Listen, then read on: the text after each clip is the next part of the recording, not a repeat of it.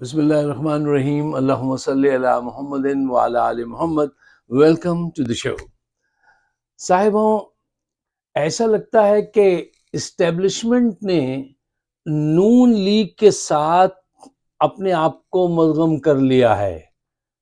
وہ ان کے ساتھ اب اپنا سفر انہوں نے طے کر لیا ہے، وہ دونوں پارٹیاں ایک ہو گئی ہیں۔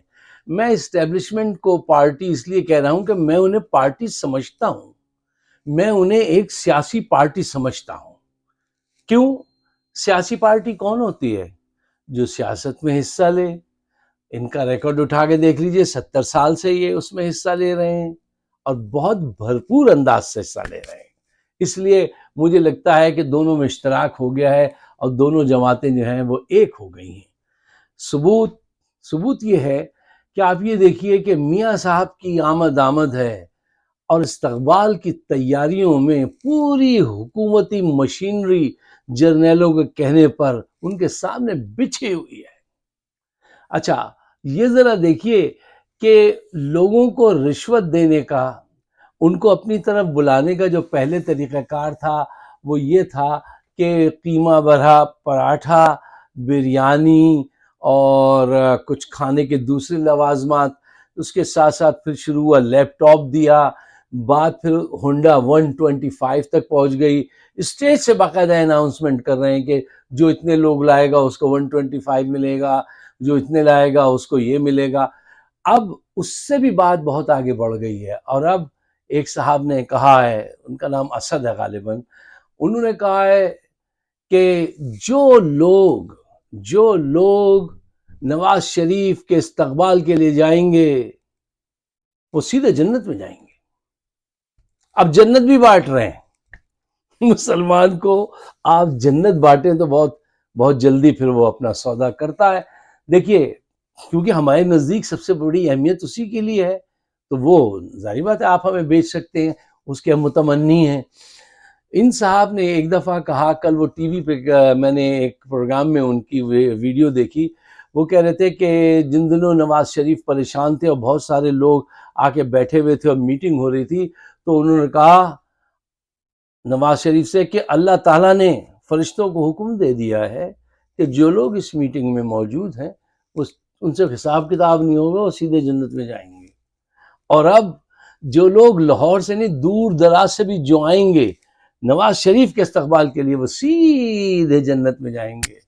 کوئی ایک خود وہ جو ہوتے ہیں وہ بم بلاسٹ کرنے والے، خودکش دھماکہ والا اگر آ گیا تو واقعتاً وہ ان کو لے جائے گا کہیں دور، اور وہ کہاں لے کے جائے گا، نرک میں یا سورگ میں، جنت میں یا دوزخ میں، اس کا فیصلہ تو بعد میں ہوگا۔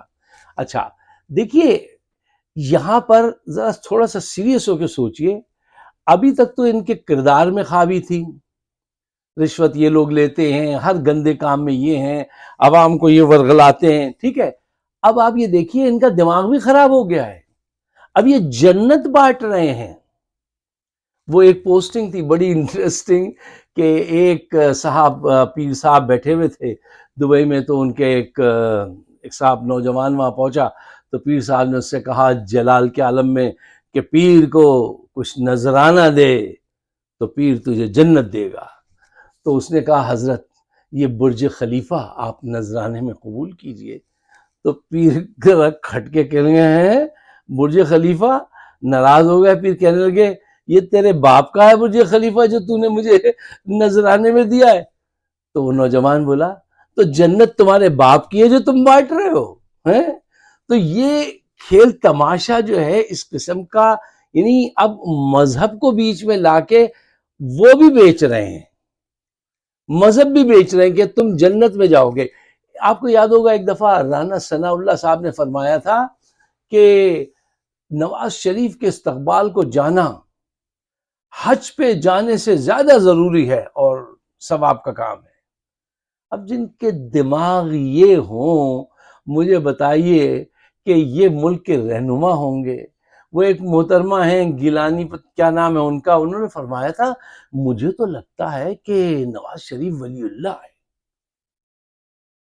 یہ عالم ہے۔ ایک وہ صدیق الفاروق صاحب تھے، ایک دفعہ وہ نماز پڑھ رہے تھے کہ جماعت کھڑی ہو گئی، بہت دیر سے انتظار کر رہے تھے، چند لوگ ان کے کمرے میں بیٹھے ہوئے تھے نواز شریف کے فون کا، جماعت کھڑی ہو گئی، جیسے نیت باندھی فون آ گیا، انہوں نے نیت توڑ دی، نواز شریف صاحب کا، پیر صاحب کا فون آیا ہے۔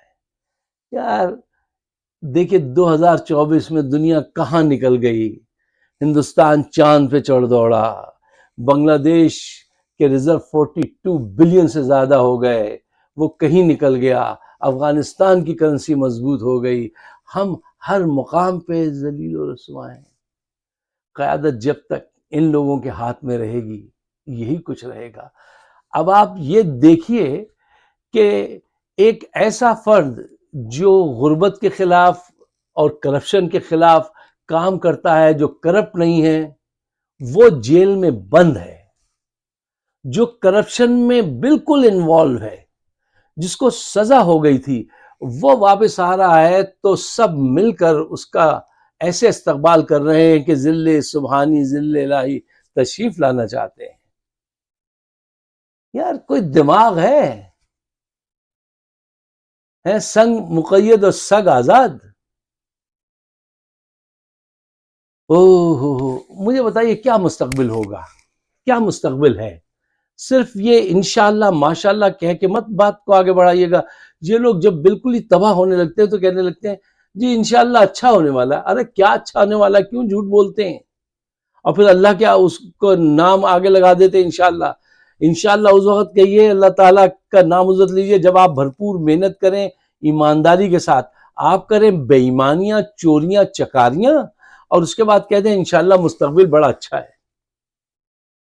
دیکھیے آہستہ آہستہ لوگ جو ہے نا وہ پولیٹیکلی اپیتھی کا شکار ہو رہے ہیں، سیاست سے تغافل برس رہے ہیں، دور ہو رہے ہیں، سمجھنے لگے کہ یار ووٹ ڈالو یا ووٹ نہ ڈالو یہی چور اچکے حکومت میں آئیں گے، ہماری تو سنی نہیں جائے گی، ٹھیک ہے نا۔ وہ میں نے پہلے بھی کہا تھا کہ پاکستان میں ووٹ ڈالنے والا پاکستان کے مستقبل کا اور اپنے مستقبل کا تعین نہیں کرتا، ووٹ کاؤنٹ کرنے والا کرتا ہے۔ 8,000 ووٹ نکلے تو اس کے آگے 2 صفر بڑھا دے تو اس کو اتنی 80,000 سے بھی آگے لے جائے۔ جہاں پہ اتنی بے ایمانی ہے اور جن کے ہاتھ میں قوت ہے ان کے آگے آپ کی عدلیہ بچھی ہوئی ہے۔ اب یہ دیکھیے کہ ان کی آمد ہے، اصولاً دنیا کا کوئی بھی ملک ہوتا، کمزور ترین ملک بھی ہوگا، اگر اس کے وہاں اتنا بڑا مجرم آئے تو وہ کیا کرے گا؟ وہ کہے گا بھائی تم 4 سال سے بھاگے ہوئے تھے اور جیل سے گئے تھے، تم صحت کا بہانہ بنا کے ان کو ہتکڑی لگاؤ جیل میں لے کے چلو۔ یہاں جرنیلوں نے گارنٹی دے رکھی ہے، ججز کی ہمت نہیں ہے کہ وہ جرنیلوں کے حکم کے آگے سر اٹھا سکیں، اب وہ ان کو ضمانت دلوائی جائے گی، اب اس کا نام ہے حفاظتی ضمانت۔ اب وہ حفاظتی ضمانت لیں گے اور وہ صاحب جائیں گے اور پھر ان کو الیکشن لڑایا جائے گا، ان کو جو ہے آگے رکھا جائے گا۔ 3 دفعہ ایک آدمی اپنے آپ کو پروف کر چکا ہے کوئی نااہل ہے، وہ چونکہ جرنیلز کو پسند آتا ہے وہ اس کو مینیپولیٹ کر سکتے ہیں، لہٰذا اس کو جو ہے آگے رکھا جائے گا۔ اب اس صورت میں کیسے کہہ دوں میں جھوٹی بات کہ جناب مستقبل بڑا روشن ہے، انشاءاللہ اچھا ہونے والا، اچھا ہو جائے گا۔ یار کیسے اچھا ہو جائے گا مجھے بتائیے؟ عمران خان کو مار دینا چاہتے ہیں، جو واحد حل ہے ان حالات میں آگے نکلنے کا۔ اچھا مار دیجئے، اس کو قتل کر دیجئے، کروا دیجئے، لیکن مجھے ایک بات سمجھائیے اس سے کیا فوائد ہوں گے؟ کیا پاکستان مستحکم ہوگا یا کمزور ہوگا؟ کیا اس کو قتل کرانے کے بعد ایکسپورٹ بڑھ جائیں گی، امپورٹ گھٹ جائیں گی؟ کیا اس کو قتل کرانے کے بعد تعلیم بڑھ جائے گی؟ کیا اس کو قتل کرانے کے بعد سزا دینے کے بعد جو ہے انویسٹر پاکستان کا رخ کرنا شروع کر دیں گے؟ پاکستان کے سوشل اسٹرکچر میں، کردار میں جو ہے ایک نکھار آ جائے گا، لوگ سچائی کی طرف راغب ہو جائیں گے، کرپشن سے دور ہو جائیں گے؟ کیا یہ سارے فائدے حاصل ہو جائیں گے عمران خان کو قتل کرانے سے اور سزا دینے سے، یا اس کا الٹ ہوگا؟ یہ اپنے آپ سے پوچھئے۔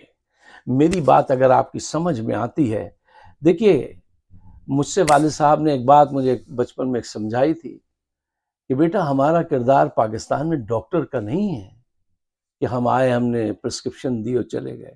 ہمارا کردار تیماردار کا کردار ہے. ہمیں ساری رات کھڑے رہنا ہے. وہ کبھی کہے گا صبح کب ہوگی، ہم کہیں گے جلدی ہو جائے گی. وہ کہے گا کروٹ دلاؤ، کروٹ دلائیں گے. وہ کہے گا پانی پلاؤ، پانی لائیں گے. ہم تیماردار ہیں پاکستان میں. ہم تو آخری شب آخری سانس تک کھڑے رہیں گے. ہمیں تو کھڑے رہنا ہے، لیکن دھوکہ دہی کے ساتھ نہیں، کھلی آنکھوں کے ساتھ کہ مریض کی کیا حالت ہو گئی ہے. اگر آپ میری بات سے ایگری کرتے ہیں تو اپنے میرے لیے پاکستان کے بہتر مستقبل کے لیے اس رائے عامہ کو ہموار کیجئے، لوگوں کو بگل بجائیے، ڈرم بیٹ کیجئے، اٹھائیے کہ بیدار ہو، سوچو. تمہارے اختیار میں جو ہے بس اتنا کر دو، تم اس سے زیادہ کی نہیں لالچ ہم کو.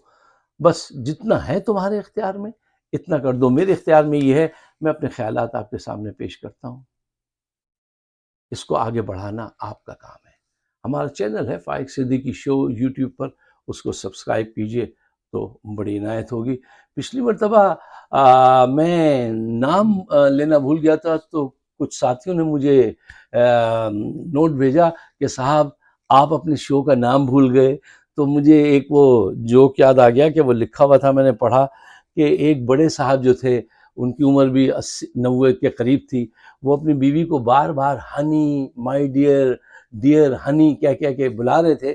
تو اس نوجوان نے پوچھا ان بوڑھے صاحب سے کہ یہ آپ کی اتنی عمر ہو گئی، شادی کو آپ کے 60 سال ہو گئے، اور آپ ان کو اب تک ہنی اور مائی لو یہ کہہ کہہ کے بلا رہے ہیں، اس کی وجہ کیا ہے؟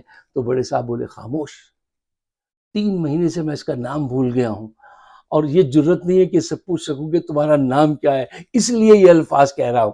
تو دیکھیے جب آدمی اس عمر میں پہنچتا ہے، میری عمر کو، تو پھر وہ چیزیں بھولنے لگتا ہے. بعض اوقات میں بھی بھول جاتا ہوں. اگر آپ پہ گرہ گزری ہے تو مجھے معاف کیجیے گا. آپ سب کا بہت بہت شکریہ.